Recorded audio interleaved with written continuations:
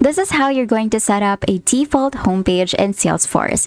You set the default page layout using the Lightning App Builder. So from the Salesforce setup menu, so you can access the setup menu. It's from the gear icon right here at the top right corner. Just make sure that you're logged in and you are in your Salesforce dashboard so that you will be able to navigate easily. So just click on quick settings right here, and then we're going to head over to open advanced setup.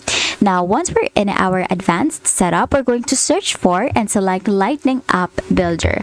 So we're just going to search for Lightning App Builder, which you will find here under user interface.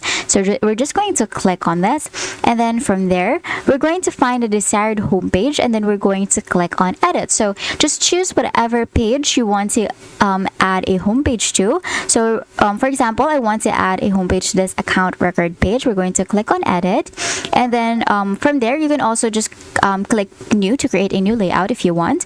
And then once we have selected edit, we're just going to click on activation right here button at the top right corner. We're going to click on activation, and then from the activation we're going to choose default org tab or org default tab in the, for everyone, or for the app default tab for specific apps to define the audience for this page. So again, just to be clear, the default org tab or the org default tab is for everyone, while the app default tab is for specific apps to define the audience for this page. Now you're just going to select which one you want, and then you can just click on assign as app default. And then after that, once you have hit on assign, you're just going to click on close, and then you're going to hit on save to save the changes.